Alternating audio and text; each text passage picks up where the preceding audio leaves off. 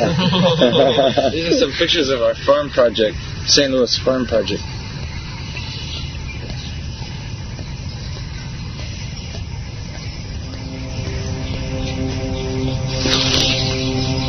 Yes, in his farm project. It's very nice project. Self-dependent, very good. Krishna personally, he lived in village, farm, cows, calves, land, Govardhan Hill. It's very nice land. In America you have got so much land.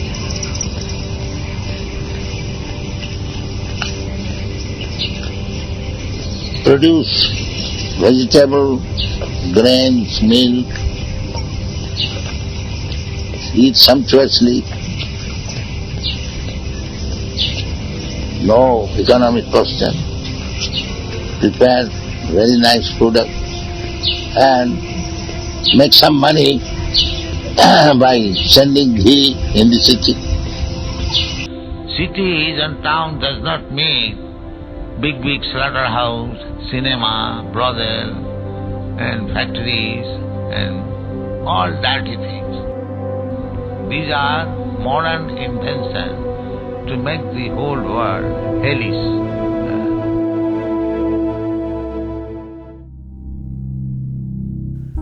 बहुत सारी problems है society में आज। Pollution की problem है, air pollution Delhi में, water pollution, उससे ज़्यादा प्रॉब्लम है माइंड पॉल्यूशन। बहुत ज़्यादा लोग स्ट्रेस में हैं, डिप्रेशन में हैं, पूरा ग्लोब ही प्रॉब्लम्स में है। लड़ाइयाँ हो रही हैं, रशिया, यूक्रेन, इज़राइल और कश्मीर प्रॉब्लम्स हैं, इंटररिलीजियस प्रॉब्लम्स हैं, मुस्लिम हिंदू की लड़ाइयाँ हो रही हैं। प्रॉब्लम्स ही प्रॉब्लम्स है हर जगह। वैसे एक और बहुत बड़ी प्रॉब्लम है इकोनॉमिक प्रॉब्लम। कमोडिटीज़ के प्राइसेस बढ़ रहे हैं, सब चीज़ें महंगी होती जा रही हैं, लोगों को और काम करना पड़ रहा है वो महंगी चीज़ें खरीदने के लिए, तो अपने लिए टाइम नहीं है, फैमिली के लिए टाइम नहीं है। सो ये बहुत ज़्यादा प्रॉब्लम्स हो चुकी हैं। लोगों के रिलेशनशिप्स ख़राब हो रहे हैं इस चक्कर में, इंटर कंट्री रिलेशनशिप्स ख़राब हो रहे हैं। वर्ल्ड में एक इंसान दूसरे इंसान के साथ नहीं रह सकता, एक जानवर दूसरे जानवर के साथ फिर भी रह सकता है, एक इंसान दूसरे इंसान के साथ रह ही नहीं सकता, क्योंकि सब स्ट्रेस में चल रहे हैं, फ्रस्ट्रेटेड हैं, इसलिए डाइवोर्सेस हो रहे हैं, सुसाइड्स हो रही हैं। सो इस सब का सोल्यूशन क्या है? इस सब का सोल्यूशन लोग कर रहे हैं अपने अपने लेवल पे। UNO है, UNESCO है, अपने अपने लेवल्स पे लोग कर रहे हैं। बट श्रील प्रभुपाद की विजन परफेक्ट है, हमारे शास्त्रों की विजन परफेक्ट है। श्रील प्रभुपाद ने इस सारी प्रॉब्लम्स का एक सॉल्यूशन निकाला है, वर्णाश्रम कम्युनिटीज़।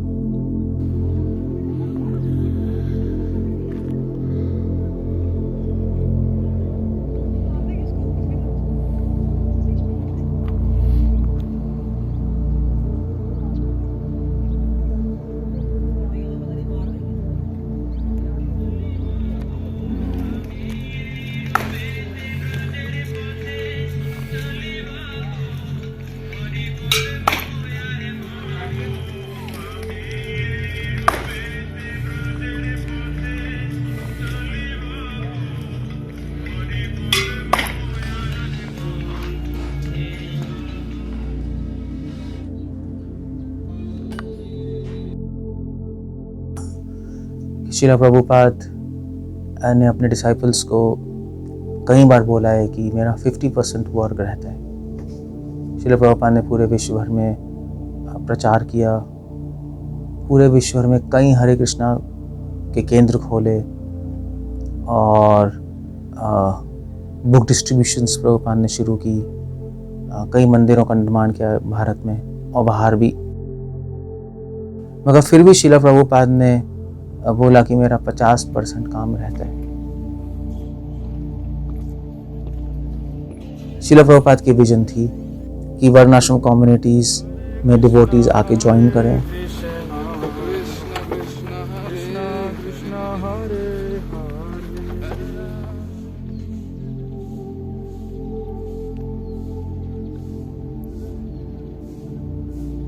दूसरी बात है कि श्रील प्रभुपाद ये कम्युनिटीज इसलिए भी चाहते थे ये श्रील प्रभुपाद फ्यूचर देख रहे थे इस प्लैनेट का, इस वर्णाश्रम कम्युनिटीज़ की ग्लोबल विजन है और लोकल विजन है। ग्लोबल विजन ये है कि प्रभुपाद इस मॉडल के द्वारा ये दिखाना चाहते थे पूरे संसार को कि सेल्फ सफिशिएंट और सेल्फ सस्टेन्ड कम्युनिटीज़ हो सकती हैं। ये क्या है सेल्फ सफिशिएंट? मतलब कि हम अपना ही उगाएं और अपना ही खाएं, हमें बाहर से कुछ लेने की ज़रूरत नहीं है।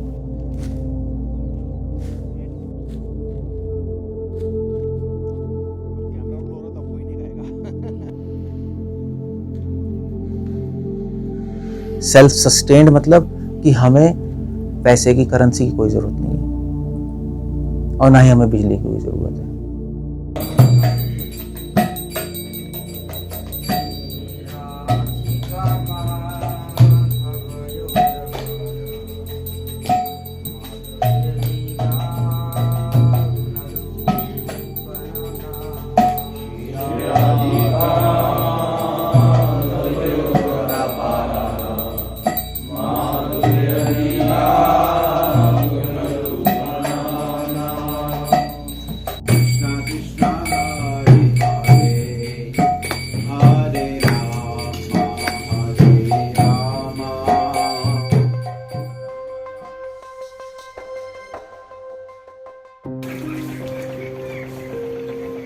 हम सब कुछ लैंड और काउस पे जी सकते हैं सिंपल लाइफ और भक्ति कर सकते हैं। प्रभुपाद ये मॉडल सेटअप करना चाहते थे पूरे ग्लोब के लिए, पूरी सोसाइटी के लिए, सिर्फ डिवोटीज के लिए नहीं, पूरे वर्ल्ड के लिए। ये ग्लोबल विजन थी। लोकल विजन जो मैंने आपको बताया कि डिवोटीज सिटी लाइफ से छूट के टाइम बचा के कम्युनिटीज़ में आए और ट्रेन हो और सीखें अपने स्वभाव के अनुसार चीज़ें और भक्ति करें। सो ये वर्णाश्रम कम्युनिटीज़ का प्रभुपाद के माइंड में विजन था। हम लोग ये ट्राई कर रहे हैं अपने लेवल पे जो भी कर रहे हैं बद्रिक आश्रम पे।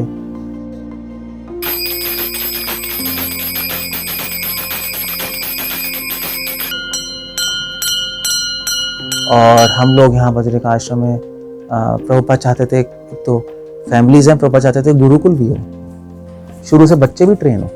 बड़े होकर तो ट्रेनिंग करना मुश्किल है, बच्चे ही आप ले लो, पहले से ट्रेन कर दो। तो इसलिए गुरुकुल एक दूसरा पहलू है वर्णाश्रम का, और तीसरा पहलू है वर्णाश्रम फार्म कम्युनिटीज़ का कॉलेज, जो कि ट्रेन करेगा। ट्रेन करने के लिए कोई सिस्टम होना चाहिए इसमें। सो हम लोग यहाँ पे कोशिश कर रहे हैं बद्रिक आश्रम में हम लोग गुरुकुल खोलें अभी, और फेज़ 1 में, फेज़ 2 में हम लोग फिर फैमिलीज़ लेंगे और कॉलेज खोलने का प्रयास करेंगे।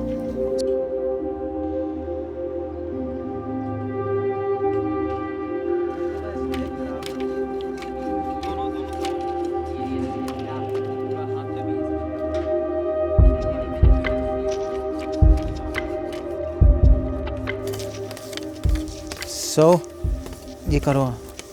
तो ये हम लोग बांस छील रहे हैं और बांस की बत्तियां बना रहे हैं। और वो क्यों कर रहे हैं हम?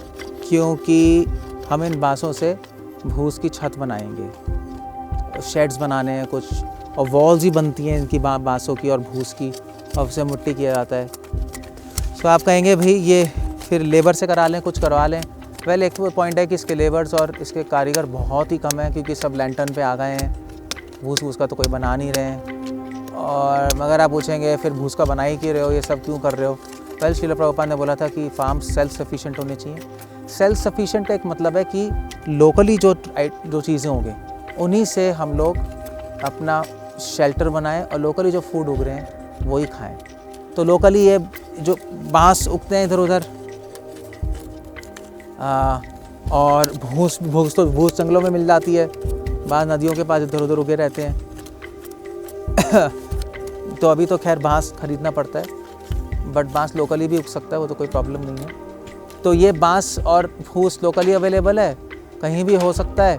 और अगर हम इन बांसों के बीच में भूस बना के लगा के छत बनाएंगे, और छत और वॉल्स इतनी परफेक्ट बनती हैं कि 20 साल तक कुछ नहीं होता। थोड़े भूस एडजस्ट करनी पड़ती है, आराम से रह सकते हो। मिट्टी लगा दो, फसल बना दो, आपका एक घर का खर्चा जिसमें छत भूस और बांस का होगा और वॉल्स होंगी, वो कम से कम कितना आएगा?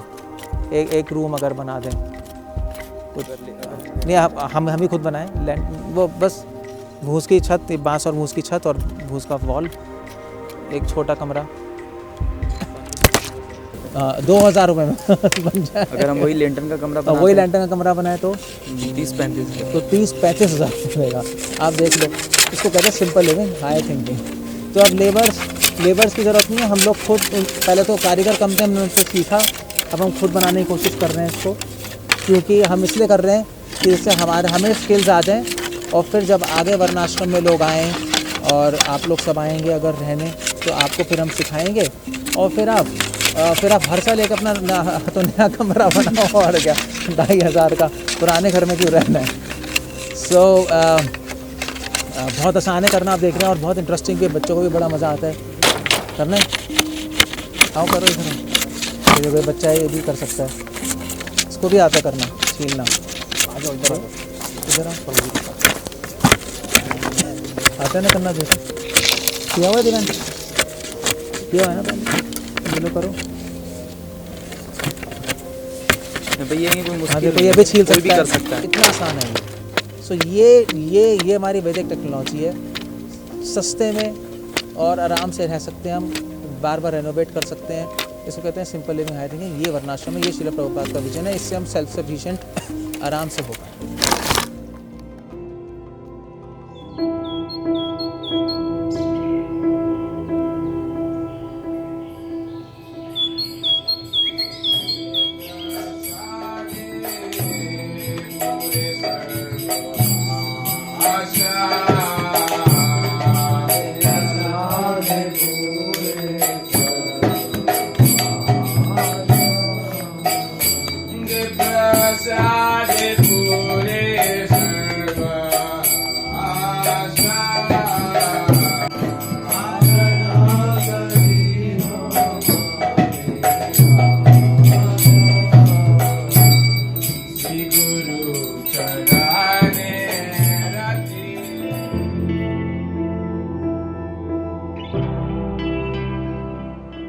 हाँ, तो हम लोगों ने ये कूप बनाया, आप देख सकते हैं डिवोटी ये कूप सेट कर रहे हैं। ऑलमोस्ट ख़त्म हो गया है, बस फाइनल ख़त्म ही हो चुका है, एक फाइनल फाइन ट्यूनिंग करनी होती है इसके अंदर। इस कूप में तूरी है गाय को खिलाने के लिए। ये ट्रेडिशनल मेथड है कूप तूरी को प्रिजर्व करने का। तो जो गेहूं का जो प्लांट है सुखा के उसका पाउडर बनाते हैं, तो वो गाय खाती है।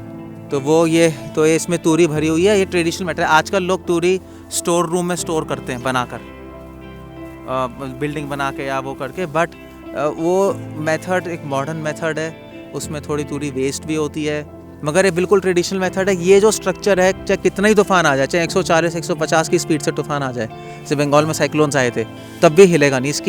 इसका एक तिनका भी नहीं उड़ेगा, क्योंकि इसकी शेप ऐसी है। मतलब इस कूप के अंदर तो बहुत ही साइंटिफिकली ज्योमेट्रिकली जिसने भी इन्वेंट किया है, जो हमारे शास्त्रों में लिखा है वो है, तो इसलिए इस शेप की वजह से इसको विंड वाटर कुछ भी नहीं करती। तो ये एक सुंदर कूप हमने बनाया, एक और हम कूप बनाने वाले हैं सारे। और हम लोग अभी भी ये स्किल्स थोड़ा बहुत सीख रहे हैं, हमने एक्सपर्ट से सीखा और फिर अब हम खुद बनाने की कोशिश कर रहे हैं। तो आपको मैं अब और बताऊंगा यहाँ पे हमने और क्या किया है।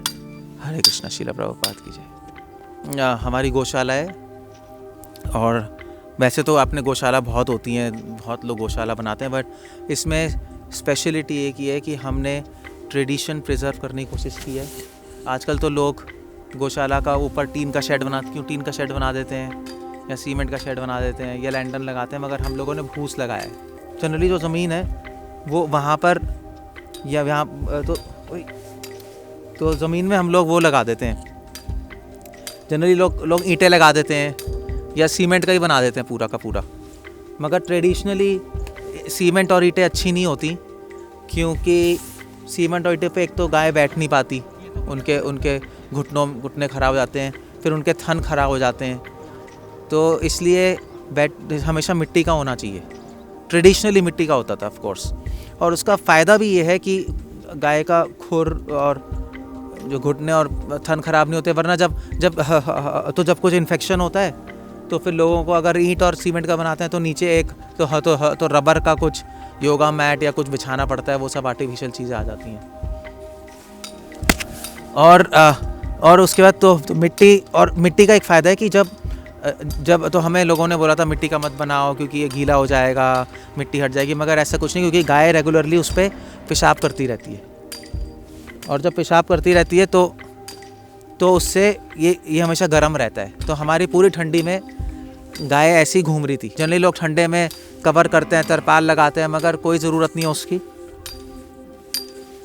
क्योंकि उसकी कोई ज़रूरत नहीं है, क्योंकि क्या है कि अपने आप ही उसके पेशाब से पूरा गर्म रहता है ज़मीन, और उस पर बैठ सकती है वो, और पेशाब कर करके तो मिट्टी भी दब जाती है, और मिट्टी हिलती नहीं, उड़ती नहीं। तो इसका बहुत ज़्यादा फ़ायदा है इस मिट्टी के उसका, और गाय खुश भी रहती है। गाय का नेचुरल एनवायरनमेंट मिट्टी और जंगल ही है। तो हमने ट्रेडिशनली करने की कोशिश की है कि इससे गाय को एक जंगल का एटमॉस्फेयर मिले। हाँ, तो गायों के पानी पीने के लिए जनरली लोग ऊपर खुरली सी बना देते हैं और उसमें पानी डाल देते हैं, और फिर उसमें से पीती है, इतनी हाइट की, सीमेंट की। मगर वो सब ट्रेडिशनल नहीं, क्योंकि जानवर नीचे पीता है, ज़मीन के अंदर पीता है जंगल में। तो हमने अब कोशिश की कि हमने नीचे ही बना रखा है ये पानी का, पीने का। और ये देखो पी रही है ये आराम से पानी, कोई प्रॉब्लम नहीं है, अपने आप गाय आके पीती है। और ये हमने सर्कल में बनाया कि इससे गाय इसके अंदर घुस ना जाए। तो ये एक बहुत ही अच्छा मेथड और ट्रेडिशनल मेथड है, और आराम से गाय आके इधर उधर आके पानी पीती रहती है। इसमें पानी रेगुलरली एक हफ्ते 1.5 हफ्ते चल जाता है आराम से।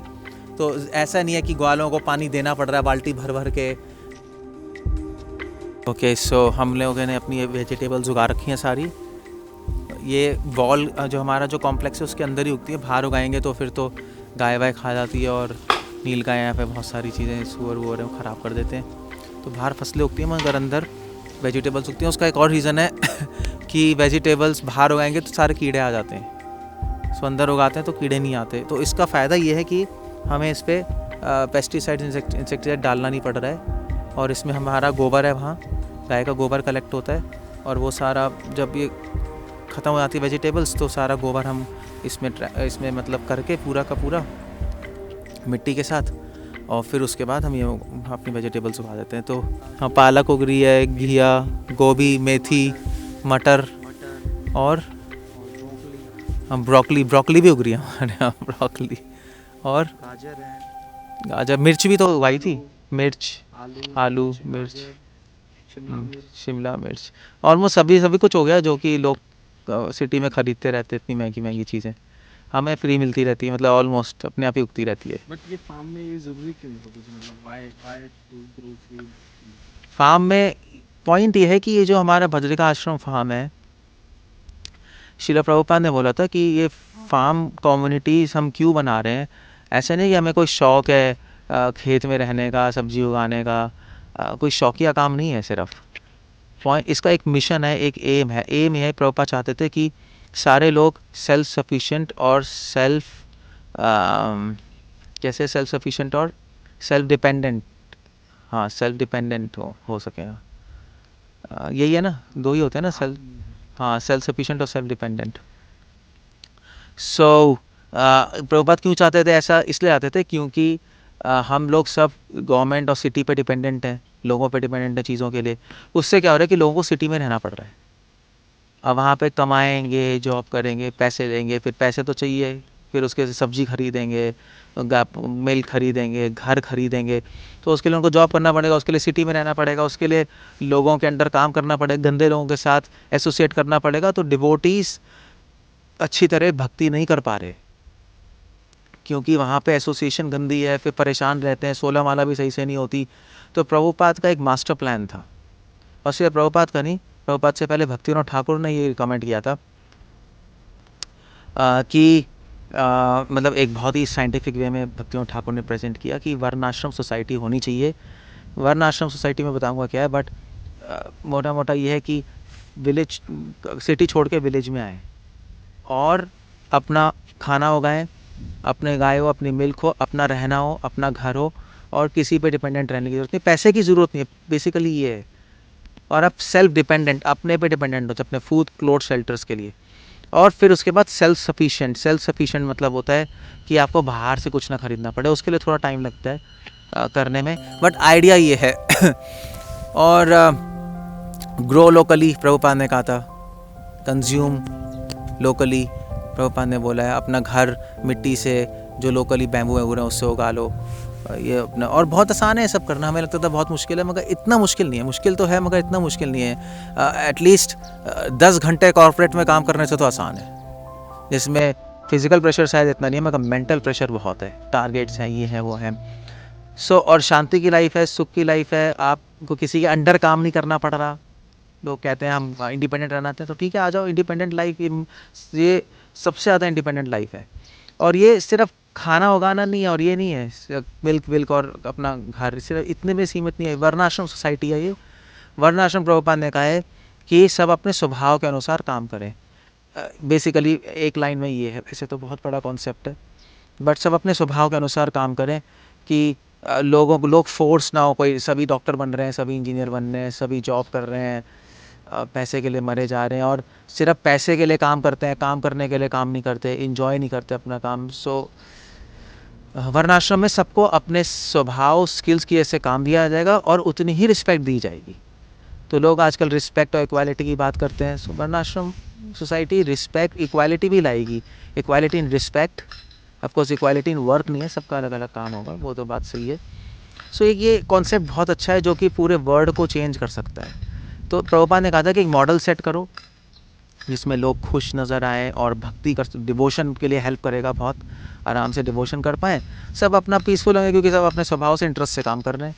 और ऐसी सोसाइटीज़ अगर दुनिया में हर जगह हो जाएगी तो ये वर्ल्ड वैकुंठ बन जाएगा श्रील प्रभुपाद के अकॉर्डिंग। सो मेरी रिक्वेस्ट है कि आप लोग यहाँ पर आइए प्लीज़, बद्रिकाश्रम में विज़िट कीजिए। ये पीछे गेस्ट हाउसेज़ हैं, आप यहाँ पे रह सकते हैं गेस्ट हाउसेज़ में, और यहाँ पे देख सकते हैं हमारी लाइफ क्या है। और और साथ साथ अगर आप लोग परमानेंटली आना चाहते हैं as a member of this community, वो भी हम रेडी हैं। यहाँ पर आप आके आइए, हमसे बात कीजिए, परमानेंटली आके रहिए, छोड़ दीजिए सब बेकार सिटी और जॉब वॉब, वो सब का कोई फ़ायदा नहीं है। एक लीप ऑफ फेथ तो लेनी पड़ती है। आप आएंगे यहाँ पे, लोग रह रहे हैं, कोई बड़ी बात नहीं है, और साथ में रह के साथ में भक्ति करेंगे उसको, तो हमसे कांटेक्ट कर सकते हैं बद्रिकाश्रम से। यहाँ पे हम अभी अपना नंबर और फ़ोन नंबर और एड्रेस दे देंगे, आप प्लीज़ कांटेक्ट कीजिए। हरे कृष्ण।